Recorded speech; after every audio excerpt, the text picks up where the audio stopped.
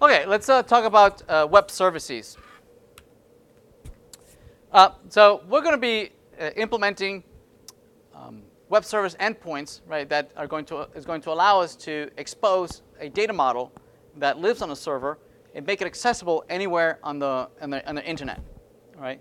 Through, if you know what the URL is, you can post or get or put or delete to that particular URL endpoint, and you can execute code that is being hosted by some server, right? So we're going to go back to the Java project that we started working a couple of weeks ago. To set it up, we use commands such as this, right? We use the Spring CLI to initialize it as a web application, and we created a simple index page, and then we were able to start the server and see that that index page worked, right? So I'm not going to do that again. You can run maven clean install to compile and package your application into a jar file, and then start it and then hit it with a localhost 8080 that's being the default port that your server listens to.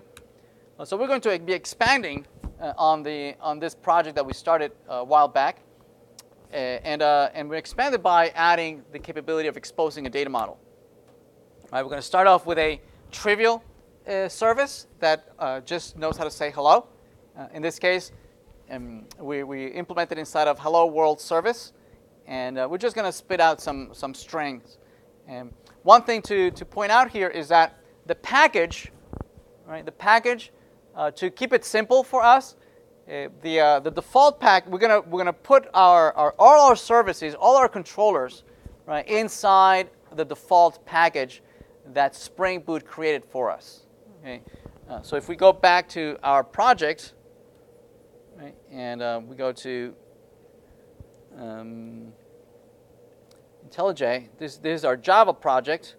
Right, our default these are the default package that when we did Spring CLI that initialized our project, it created this default root package. Com example webdev summer 1.19 server Java. Yes.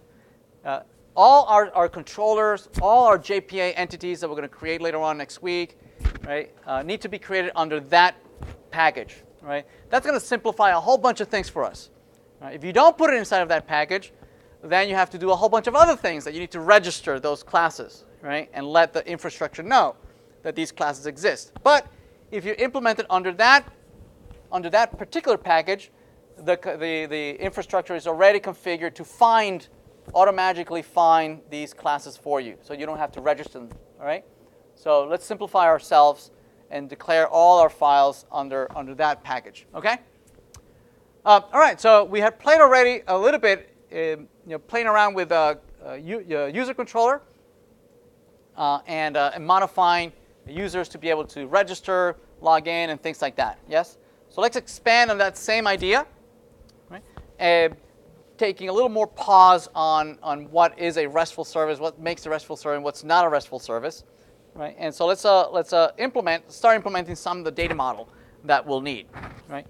So in particular, we're going to need the widgets data model, yes, right? So let's implement that.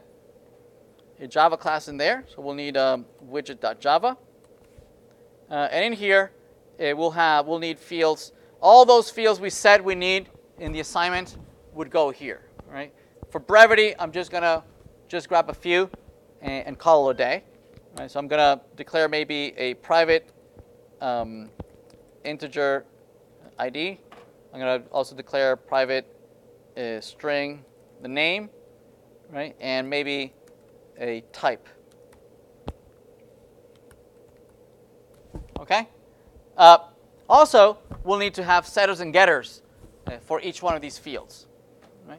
And so we can do that. We can generate that from scratch. We can say generate setters and getters for both of them, for all of these, and say OK. So it generates all the setters and getters.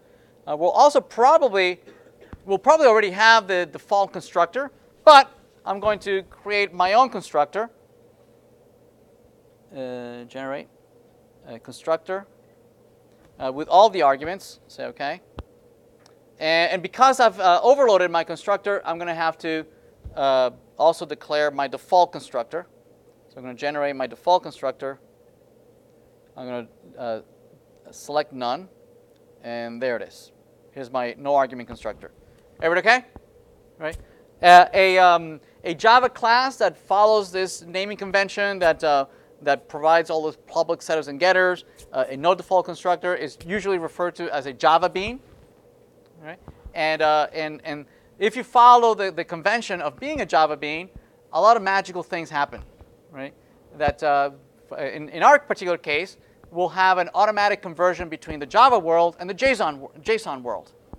Okay? We don't have to do anything. Right? The names of the fields are going to be based on your setters.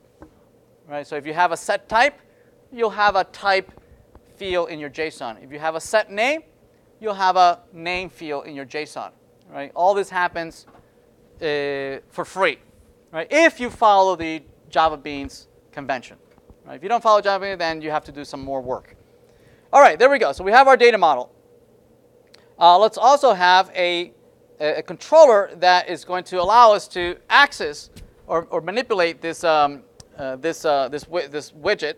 Right? So we'll create a Java class here, and we'll call it the not in there. We'll do it in the controllers here. We'll say new Java class, and this will be Widget Controller.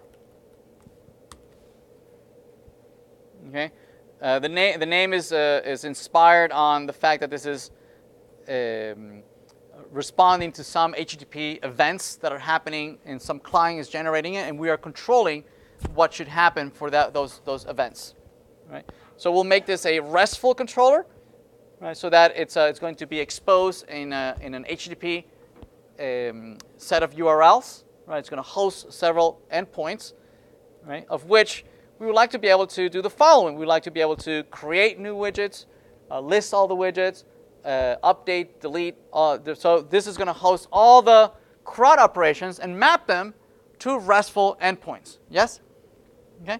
So let's do that. So we're going to have the public interface will be to maybe widget, create a new widget, create widget.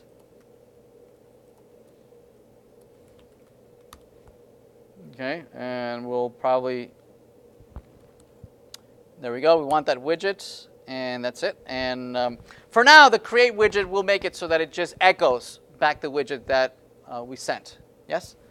Maybe we'll do some return the widget that you sent me.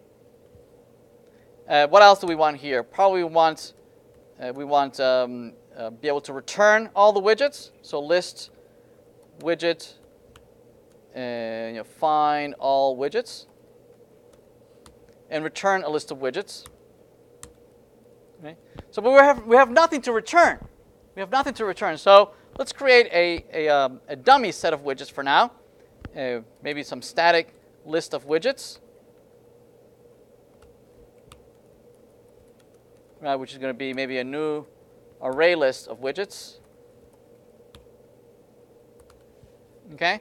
And we're going to statically initialize them to be widgets.add a new widget that takes as argument, I think it's the ID, the name, so widget1, and the type might be is a heading widget.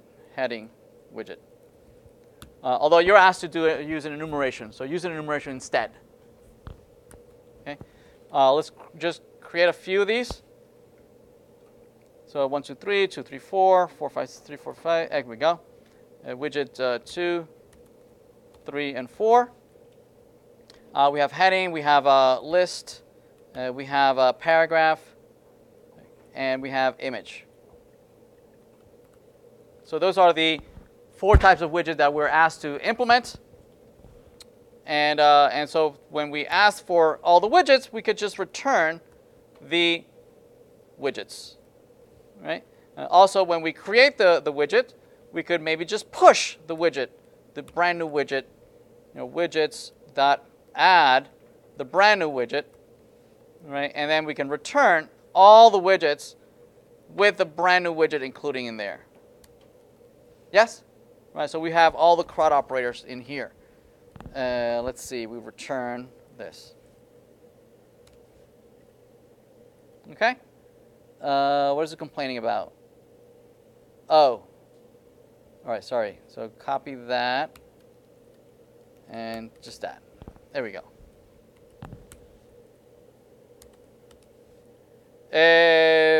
So all the other ones, right? We might be what? It would be public widget, find widget by ID, where you're going to provide an integer ID, widget ID. Okay, and this might be just a simple for loop until it finds the widget that you passed in. Right? So it says maybe return, so you say for widget w in widgets. If the widget dot get ID is equals the WID, then if that, then we're going to return W. Otherwise, we return null. Okay. So all the functions will be here, right? So it will be public widget update widget, right, for a particular integer WID, and the new widget would be here.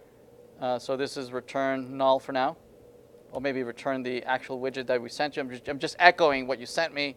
And the last one is void delete widget and the ID of the widget that I want to remove. Yes? A lot of the same code that you would have on the client side, it's moving over here. Yes? Okay? Right? Very similar to what perhaps we did for users. Right? Would live here as well. All right, so we would need to be able to expose this to a couple of endpoints and following the RESTful conventions. Right? So REST convention says that for creating new elements, we use the post method operator. Okay? Right? So we would map this to a post mapping. Okay? We would use as the URL, the syntax of the URL. We would, by convention, we prepend it with some agreed upon token, right, that we can all agree. That means, for us, it means that we want to distinguish this URL from static requests. Right? So if you're asking for an index page or a CSS file or an image, those are all static content, yes? And those would have their own URL, correct? But we want to be able to distinguish that these are not static piece of content, right? These are all dynamic. This is data that you're retrieving. Okay, this is not, ASCII files that contain, for HTML or contain CSS or contains JavaScript. Yes, all those files are considered by the server. They're considered static files. Yes, here these are not files we're returning. We're returning data. So a very common token used in industry is /API. Other very common ones are data or REST. Those are also very common. Right? I'm going to use API. The next, it follows that is a noun in plural that describes the type of resource that you're manipulating. In our case, we're manipulating widgets. Right? So the noun that we're going to go for is widgets. Make sense? Right? The next part of the syntax of this URL is to use a unique identifier if you need it. Right? If you are referring to a particular instance object. Here we're not. We are saying, hey, you know that list of widgets that you have over there? I want to add a new one. Right? To that list of widgets, I'm adding a new widget. Okay? So I am referring to all the widgets. I am adding to all the widgets. Okay. This one over here, again, by convention, when we're going to read from the server, right, by convention, we use the get HTTP method. Right? And Java or Spring Boot has this annotation to map this function to a URL. Okay? And we'll map it again. They all start with API. They all follow with the noun that represents the data model that you're manipulating. And notice that this is find all widgets, meaning you're not finding any particular widget. You want them all. So that's why this one, the URL doesn't have any ID following there. Yes? Right. Whereas this find widget by ID, this one is a read operation, so it'll need a get. Yes? Map to API widgets. But we don't want all the widgets. Instead, we are providing an integer ID to specify which widget do we want. Okay. So that means that the URL, presumably, is going to have a parameter at the end that represents the unique identifier, primary key, that represents that particular instance.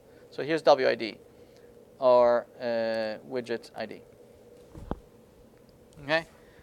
So this function needs to be able to parse this parameter from the path and then map it to this integer parameter, of function parameter. Yes?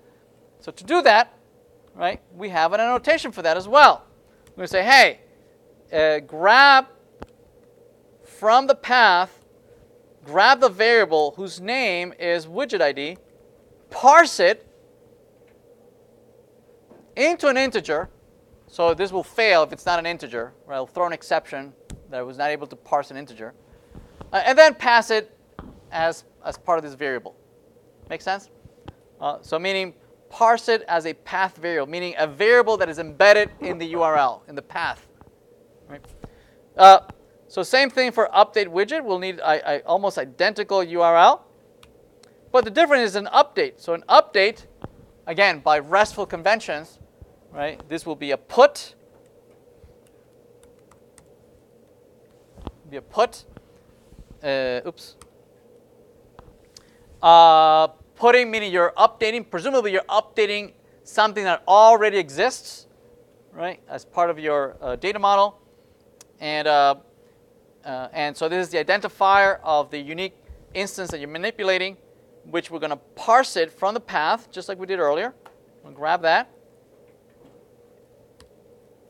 Right? And the new widget, that has the new data, that has the new title, new type, whatever, right? We need to parse it from the embedded JSON object that we sent in the body, presumably from the client. Yes? So to do that, we're going to parse it from the request body. There it is. And then internally use it. Right? And finally, the delete. Here, the delete. Again, by convention, we use the HTTP delete here. We are deleting a particular widget, so we need to provide the unique identifier. That's perfect. And we need to parse the ID from the path variable. So again, we do path variable and then widget ID. And I think we forgot up here in our post, right, in our create here, we forgot to parse this widget from the body. Right, so we'll add that there as well. So this will be a request body, and we'll parse the widget from a JSON. So this will parse a JSON object and provide me an instance of a widget instance here, which will then add it to the list of widgets. Okay? All right, let's try it out.